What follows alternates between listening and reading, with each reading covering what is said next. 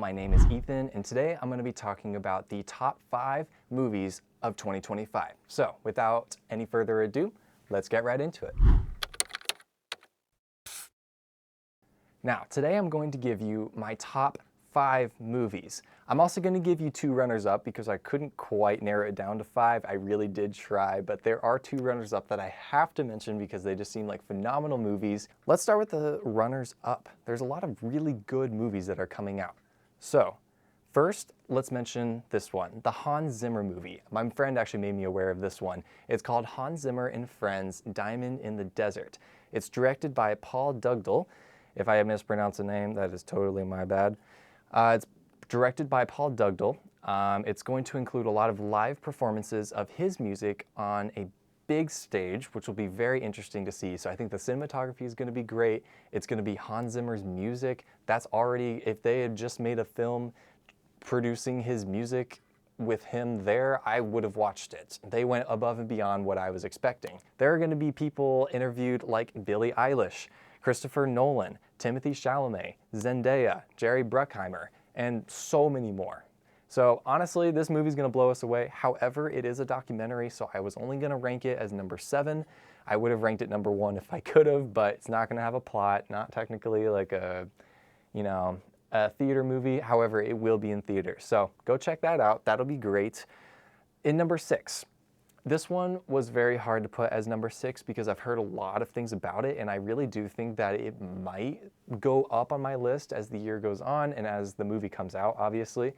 But I'm not exactly sure what to think about it right now, so I put it as number 6. It's the Michael Jackson movie called Michael.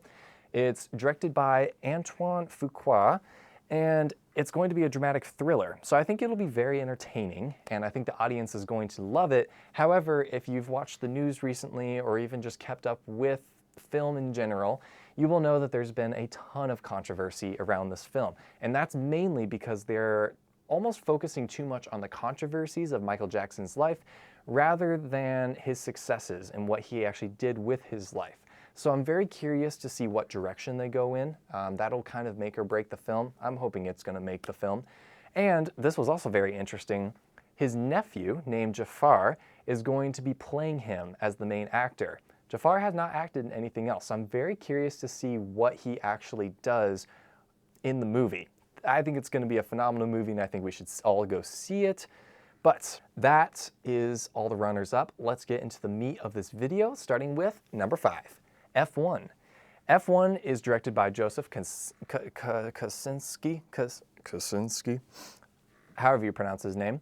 He's the director of Top Gun Maverick. Now, when I saw that, I automatically thought, this is going to be a great movie. I loved that movie. Top Gun, honestly, what a gem. Bring it back. Make more movies like that. It was so good. I think this is going to be just a classic American feel-good movie. I think it's totally worth watching.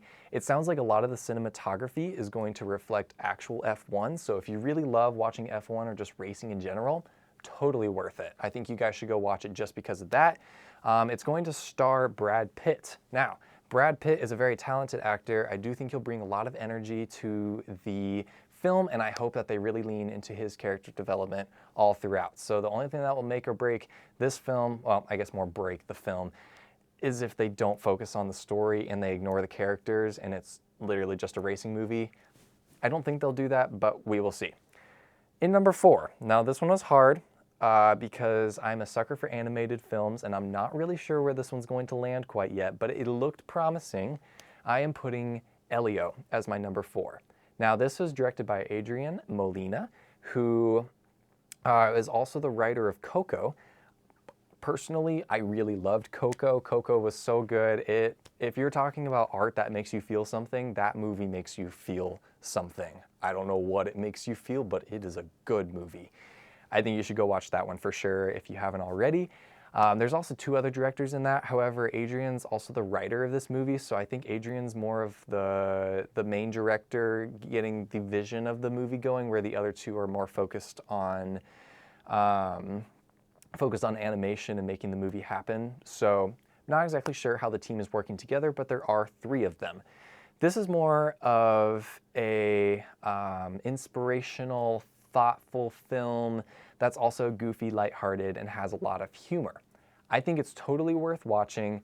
You guys should definitely go see it. Bring your family. It sounds like if you can take your whole family, everyone is going to walk away enjoying it in some way, shape, or form. So completely worthwhile, and I think it's gonna be a really great one. Now, for my number 3. This one was really tough because I know a lot of people have weird opinions about anime.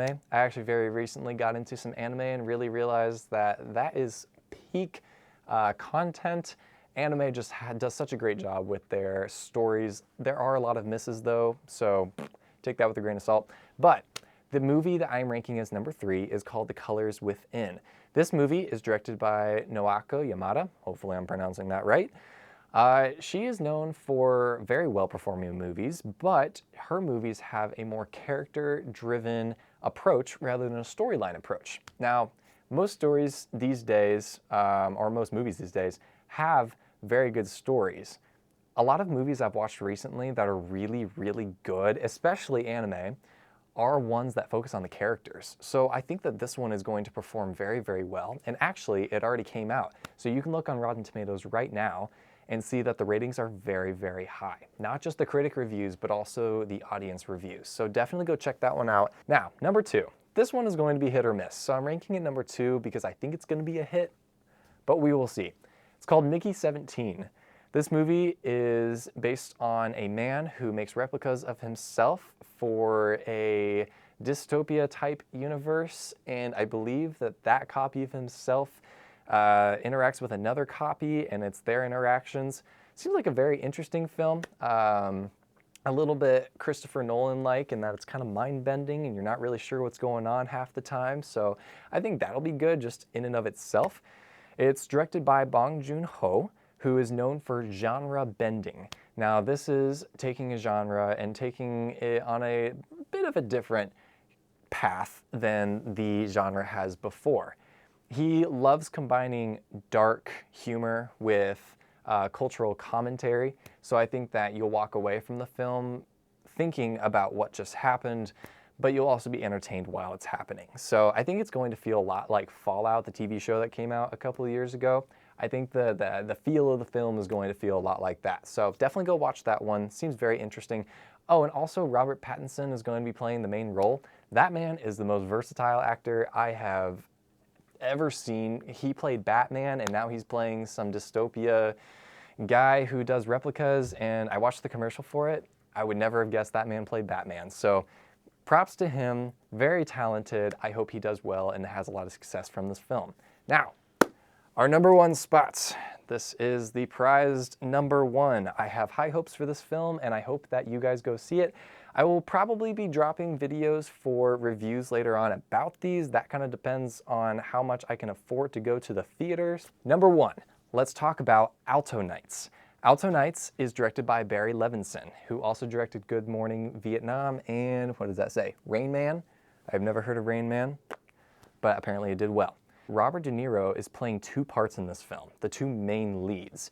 Now, usually when films do this, it's either hit or miss because they either did it really, really well and it's artistic and it's fun and it brings a lot of energy to the acting, or it's just a complete failure and no one could track what was going on.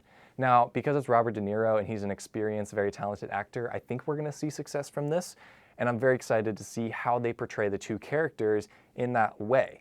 It's about 2 mob bosses and their interactions and the story that they went through. So it's kind of a historical drama to like a retelling kind of a deal. And he'll be playing both the mob bosses. I'm very curious. Also, it has that classic 1900s feel. The cinematography looks really, really good. I'm very excited about that. And overall, it just seems like it's going to be a very enjoyable movie. So if you have not already checked it out, you should definitely go watch a trailer for it. Looks like a great movie. I think it'll be totally worth watching. But that concludes my list. Those are my top 7. I'm very excited to go see these in theaters or on streaming platforms. So if you have not already, you should definitely go watch these films as they come out. I will leave a list of when these films come out in the description below. So if you're curious, go check that out. That is all I have right now. Thank you so much for watching, guys. Again, my goal with this channel is that you guys can be more thoughtful and well-informed film watchers and culture engagers. So stay thoughtful, and I'll see you in the next one.